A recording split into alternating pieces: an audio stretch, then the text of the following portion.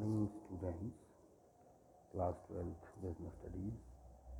But last time we started this chapter 2.2 Scientific Management Principles and Techniques. मैंने आपको scientific management का definition, meaning बताया, उसके features बताए, उसके प्रिंसिपल्स बताए। ख़ास तौर पे इस क्वेश्चन नंबर 5 में आपने ये देखना है, ये प्रिंसिपल्स ऑफ साइंटिफिक मैनेजमेंट है। प्रिंसिपल्स ऑफ साइंटिफिक मैनेजमेंट का मतलब है ये 4 इन नंबर है, और अगर ये बेसिकली प्रिंसिपल्स ऑफ मैनेजमेंट होता तो वो 14 इन नंबर होती है। चैप्टर 2.1 था। आज हम क्वेश्चन नंबर 6 की बात करेंगे, टेक्निक्स ऑफ साइंटिफिक मैनेजमेंट। क्या होती हैं ये टेक्निक्स ऑफ साइंटिफिक मैनेजमेंट? सबसे पहले तो ध्यान रखना, ये टोटल 9 टेक्निक्स हैं। Total they are 9 techniques of scientific management given by sir F.W. Taylor. पहली है फंक्शनल फोरमैनशिप। क्या होता है फंक्शनल फोरमैनशिप? देखिए, कहता है फंक्शनल फोरमैनशिप में suppose there is a factory. Factory के अंदर कहता है ये जो प्लानिंग का डिपार्टमेंट होता है ना, root clerk, instruction card clerk, time and cost clerk, discipline officer. आपने सुना नहीं है, आप सिर्फ ये देखो, एक क्लर्क है, ये क्लर्क है, ये क्लर्क है, ये डिसिप्लिन ऑफिसर है। ये जो काम करेंगे पेन पेपर पे करेंगे। तो जितना कागजी कार्रवाई का काम है इनको अलग कर दिया। लेकिन जितने लोग मशीनों पे काम करेंगे, साइट पे काम करेंगे, प्रोडक्शन ऑफिस में काम करेंगे, कुछ बनाने के लिए जो मशीन वर्क करेंगे, वो gang boss, speed boss, repair boss और इंस्पेक्टर है। यानी कि मशीन वर्क वाले बंदे सारे अलग कर दिए। Basically they all will take work from workers. इन्होंने वर्कर्स से काम लेना है। कैसे? देखिए, सबसे पहली टेक्निक है रूट क्लर्क, फंक्शनल फोरमैनशिप, जिसके मैंने अभी आपको डिफरेंशिएशन बताया। इसका पहला पार्ट है root clerk. The clerk specifies the sequence of completing a particular work, meaning thereby the changes it have to put pass before the finalization. He also decide the job to be done, the day and what is done. Root clerk का सीधा सीधा काम है, जो worker है उसको बताया जाएगा क्या आपने करना है, कैसे करना है, कहाँ करना है। ये रूट क्लर्क का काम है, जो वर्कर को बताएगा। इंस्ट्रक्शन कार्ड क्लर्क क्या करेगा? After the route clerk, this clerk prepares the instruction card for the workers and hand it over to the gang boss. यानी कि इंस्ट्रक्शन कार्ड क्लर्क एक कार्ड बना के गैंग बॉस को देगा और गैंग बॉस वर्कर की डिसाइड करेगा site. Time and cost clerk, this clerk decide as to when a particular work is to be started and finished. भाई ऐसा तो है नहीं आपको एक काम दिया और आप सारा दिन उसमें लगे रहे। ये काम कितना है और कितने टाइम तक होना चाहिए, उसकी कितनी कॉस्ट आएगी, ये टाइम एंड कॉस्ट क्लर्क का काम है। डिसिप्लिन ऑफिसर क्या होता है? This officer basically ensure that every work is being performed in a discipline manner. सब अपना रूल्स एंड रेगुलेशंस को फॉलो कर रहे हों।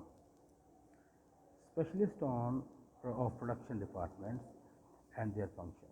जो प्रोडक्शन डिपार्टमेंट में लोग होते हैं, इन चारों लोगों ने वर्कर से क्या काम लेना है? मैंने अभी आपको बताया गैंग बॉस, जो इंस्ट्रक्शन कार्ड क्लर्क से कार्ड लेके वर्कर को साइट देता है। फिर भी देखिए, the workers are divided into various groups from the point of view of control. A group leader is selected who is known as gang boss.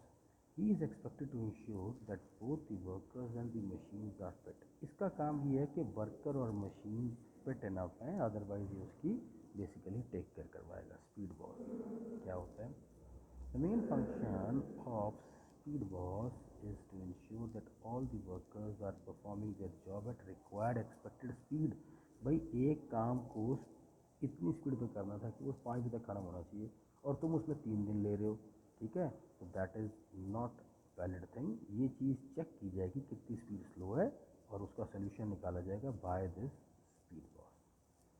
फिर है रिपेयर बॉस। जितनी मतलब मशीन्स का रिपेयर्स है, ऑयलिंग है, ओवर ऑयलिंग है, working conditions है, वो रिपेयर बॉस चेक करेगा। इंस्पेक्टर ये क्या करेगा? इसका एक ही काम होता है, मैं दिखाता हूँ। ये सिर्फ फाइनल प्रोडक्ट की क्वालिटी को चेक करता है, क्वालिटी के स्टैंडर्ड्स को चेक करता है कि whether this particular thing is as per standard, बनी ठीक है कि नहीं बनी। ये होता है इंस्पेक्टर का काम। बेटे ये पहली टेक्निक थी, पहली technique of under the techniques of scientific management. ध्यान से सुनिए, कई बार एग्जाम्स में खाली ये टेक्निक 6 मार्क्स का क्वेश्चन बन के आई है, ओनली दिस टेक्निक। उस 6 मार्क्स के क्वेश्चन के लिए आपको ये सारा बेसिकली फ्लो चार्ट भी बनाना है और ये पूरे का पूरा सिनेरियो एक्सप्लेन करना है। That is specialist of planning department and their function, specialist of production department and their function. दूसरी जो आपकी टेक्निक है वो है स्टैंडर्डाइजेशन ऑफ वर्क। कहते हैं standardisation means setting standards for different activities after due deliberation. क्या मतलब है, आपने स्टैंडर्ड सेट करना है कि भाई एक पीरियड तो 40 मिनट का होना चाहिए। स्टैंडर्ड सेट करना है कि भाई तुम्हें एक दिन में 5 मोबाइल या 10 मोबाइल बेचने हैं। स्टैंडर्ड सेट करना है कि कितनी देर में कितने किलो काम करवाना है, करवाया कैसे जाएगा वो इसका काम नहीं है, कितना अमाउंट ऑफ वर्क कितनी देर में होना चाहिए, उस स्टैंडर्ड का pre estimation standardisation of work है, ताकि ओवर स्टैंडर्ड्स की वजह से टारगेट्स ऐसा ना हो कि अचीव ना हो पाए और अंडर स्टैंडर्ड की वजह से ऐसा ना हो कि टारगेट फालतू में अचीव होते रहे और वर्कर्स को कोई काम ना करना पड़े। सिंप्लीफिकेशन क्या होता है, कहते हैं धक्के से काम को टीडियस मत करो। ऐसा ना हो कि आप अननेसेसरीली साइज़ बनाते रहो एंड ऑल दैट। यहाँ पर ना आपको एग्जांपल दिया कि जूता बनाने की एक फैक्ट्री थी। अब आप लोगों ने तो सुना होगा जूता 6 नंबर का है, 7 का है, 8 का है, 9 का है, 10 का है। ये क्या कर रहा है, 2 नंबर का, 3 नंबर का, 4 नंबर का, 5 नंबर का, 1.25 नंबर का, 1.5 नंबर का, 2.25 नंबर का, 2 का, 2.25 का, 2.25 का, 8.25 का, इस प्रकार से जूते बनाता है। इस प्रकार से अगर जूते बनाएगा तो ये क्या कर रहा है, ये काम को धक्के से टीडियस कर रहा है, which is not the formula of simplification. Simplification कहते हैं refers to that technique which is use to put an end to unnecessary types. जितनी अननेसेसरी टाइप्स क्वालिटी साइज है उनको फिनिश कर दो। चाय पत्ती बेचते हो ना, पाइए आधा किलो का पैकेट बना लो, ठीक है। ऐसा ना हो कि तुम 100 ग्राम, 150 ग्राम, 200 ग्राम, 200 ग्राम, 250 ग्राम का पैकेट बनाओ, ऐसे मत करो। एग्जाम्पल देता हूँ, एक टीवीएस स्कूटी आई थी अभी, टीवीएस वालों की पतली स्कूटी थी और स्पेशली फॉर द गर्ल्स थी। उसके ना बहुत कलर्स आए थे, 15-20 कलर्स। वो क्या हुआ कि 15-20 कलर्स की चॉइस करने में देयर वाज ए कन्फ्यूजन और काम जो था वो सिंप्लीफिकेशन टेक्निक से अलग हो गया। दैट मीन्स वो सिंप्लीफाइड नहीं था। तो उसको सिंप्लीफाई करने के लिए आप देखिए 15 के 15 कलर वाइप आउट हो गए हैं। एक्टिवा जब स्टार्टिंग में आई थी बहुत कलर थे, अब बहुत लिमिटेड कलर हैं। और कितने को बिकते हैं आपके सामने वाइट ब्लैक के अलावा, कौन, बहुत रेयर।